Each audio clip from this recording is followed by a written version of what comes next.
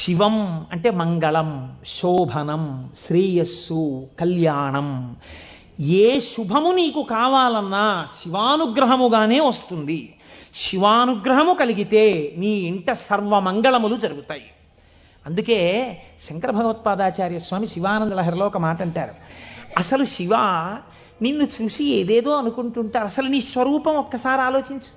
కరస్తే హేమాద్రౌ గిరిశ నికటస్తే ధనపతౌ గృహస్థే స్వర్భూజామరసురభి చింతామణిగణే శిరస్థే సీతాంశౌ చరణయుగళస్తే అఖిల శుభౌ కమర్థం దాస్యేహం భవతు భవదర్థం మమ మనః అంటారు. శంకర, నాకు శుభం ఇయ్యని అడగడానికి నీకు నేనేమి ఇచ్చివను? కరస్తే హేమాద్రౌ, ఒక చేతిలో నువ్వు మేరు పర్వతం బంగారు కొండ పట్టుకున్నావు, బంగారు కొండే నీకుంది, ఇంకేమివ్వను? గిరిశ నికట